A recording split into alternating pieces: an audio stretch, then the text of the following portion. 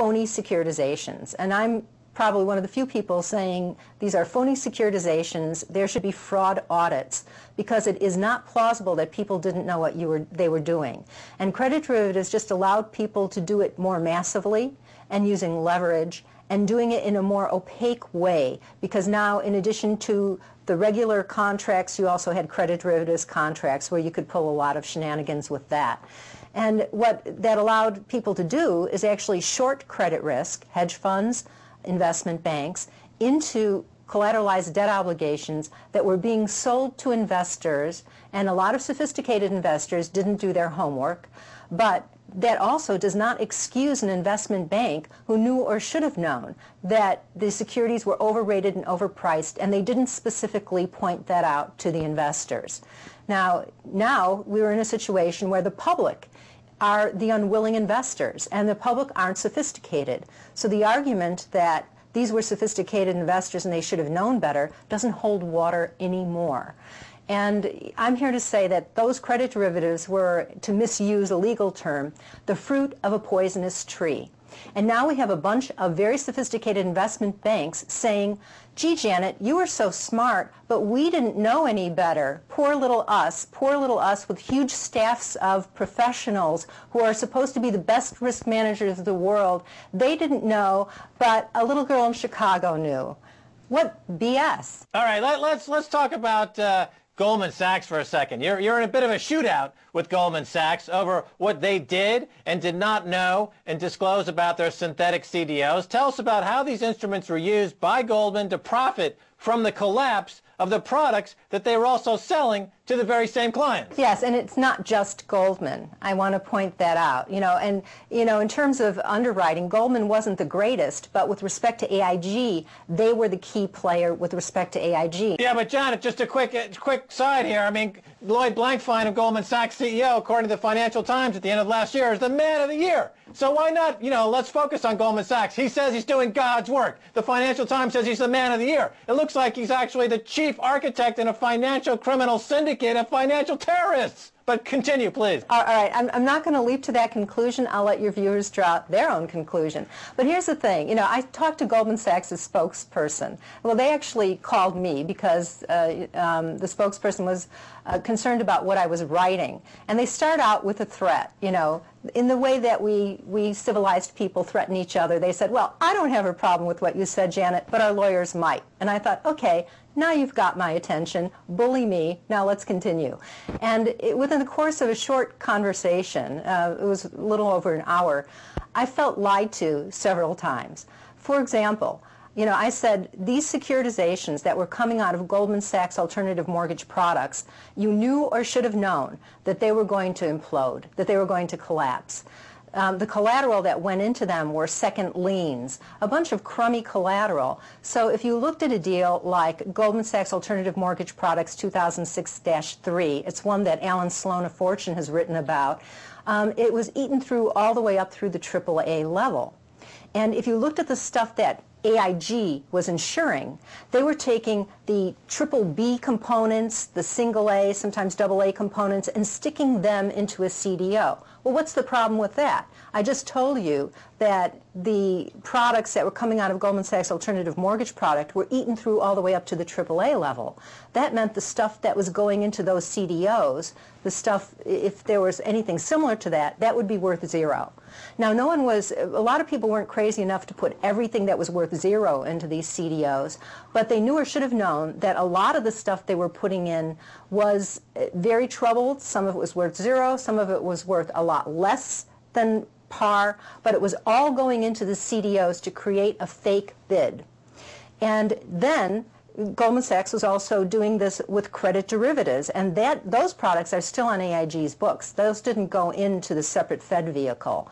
And I'm saying that all of that stuff is sort of, to misuse the legal term, the fruit of the poisonous tree. Okay, so Goldman's excuse is that they were quote-unquote hedging their bet, but in fact they were acting as a predator and collapsing the market in a controlled demolition to make big bucks, as you would expect from a criminal syndicate. Now, getting back to Frank Rich's point, people listening to this interview will say, my gosh, that's a lot of interesting jargon. I don't really understand what's being said here. But my point, and Frank Rich's point, is that You really should familiarize yourself with what's going on in Wall Street and the sophisticated language that's being used, because it is, as Frank Rich of the New York Times saying, more destructive to the U.S. economy than anything Al-Qaeda is cooking up now or ever will. This is actually the basis of terrorism in America is financial terrorism, and as Frank Rich says, you should familiarize yourself with what's going on here. Forget about the body scanners. Forget about the the underwear bomber. This is the fight. Well, and that's why I wrote a book like Dear Mr. Buffett, so the average person could see the sleight of hand that went on there. This is just similar to card cheats. And I don't know why these card cheats aren't being escorted out of the gentleman's club. You know, if I look at these deals, Max, another thing that Goldman tried to say is, oh, you knew better, but we didn't. Well, you know, the average person might believe them. But, you know, if we were on the moon, and I took this structured finance book and this $100 trillion Zimbabwe dollar, which is where our dollar is going, and I dropped these things from a height, the average person might say, gee, you know, which one's going to hit the ground first? The average person wouldn't know the right answer. But a first-year physics student does know the right answer. The right answer is if you're on the moon and you drop these from a height, they're going to land at the same time. Well, if I'm a securitization professional, and I look at the kind of deals Goldman was putting together, you know or should know that they had a problem. And Goldman's trying to fool the average person who doesn't know any better to saying we couldn't know. That's BS. You have to hold people to a certain level of understanding, a certain level of competence. And I'm saying that if you're that incompetent, then you aren't the risk managers you claim you are. Because if you had done even a minimum amount of due diligence on that collateral, you knew or should have known that those ratings were completely misleading and false, and that you were selling things under false pretenses. Well, okay, it's a controlled demolition of the financial markets, as we've seen in other areas of the terror spectrum, and Goldman and J.P. Morgan and the whole crew are really should be in The Hague and brought on charges of terrorism and tyranny and dealt with accordingly. I agree with you. There should be some remedy because, you know, look what has been done here. You know, look at the Zimbabwe dollar. Why are we allowing destruction of our currency, or certainly allowing a huge wealth transfer within the United States, and there are no consequences? All right, let's talk about AIG's collapse and the role of that other legendary crook from the loins of America's crooked administrations, Timothy Geithner, when he was at the New York Fed. You know, I mean, I'm about to throw up here, but I mean, I hope I can get through this without actually throwing up. But tell us a little bit about Geithner and his crooked ways at the AIG collapse. Well, Max, Timothy Geithner was at the Fed when the initial $85 billion credit line was approved.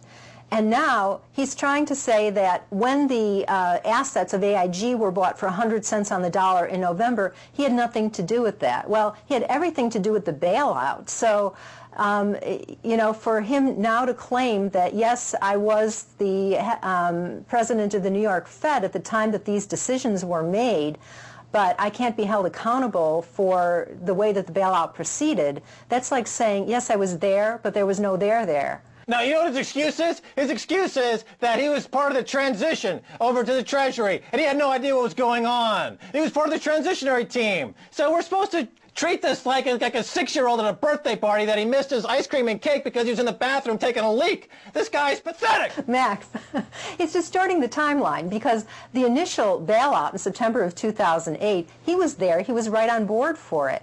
And the Treasury and the Fed agreed that the AIG bailout should proceed, and of course they agreed because Steve Friedman was chairman of the board of the New York Fed, and he was also on the board of Goldman Sachs, and Hank Paulson was Secretary of the Treasury at the time. But Timothy Geithner was in that all the way in September of 2008, which was when the initial bailout began, that opened the door for all the rest of it. So for him to, you know, moonwalk back from responsibility is pretty ridiculous, and if he can't own his own decisions, then, you know, he doesn't deserve to be in any public office. I'd like to see Tim Geithner moonwalking. I think, you know, I'd give him a break. You know, he grew up less than a mile from where I grew up out in Westchester County. Everyone in Westchester is ashamed of this poor soul from our town that's turned into this horrible criminal banker. Now, you've got the Fed, the New York Fed, wanted AIG to hide these synthetic collateralized debt obligations. We know that from the emails that have been made public. What exactly is hiding in the synthetic CDO? Well, Max, it's not just the synthetic CDOs, it's also the cash CDOs. And if the credit derivatives had been based on righteous securitizations, there wouldn't be a problem. The problem was that what they were referencing was phony stuff. So credit derivatives are just a means of risk transfer. And by the way, the referencing crummy stuff was also true of the cash securitizations, and there are a lot of those that were phony. A lot of asset-backed commercial paper that ended up in mutual funds backed by phony collateral. Well, anyway, what I can recommend for people following along at home, pick up Janet's book, Dear Mr. Buffett, because it explains in great lucid detail where all the bodies are buried, and you can spend a whole weekend having fun connecting the dots as to how Wall Street murdered Main Street. And I'll give you all the juicy details. So that's going to do it. Thanks for being on this.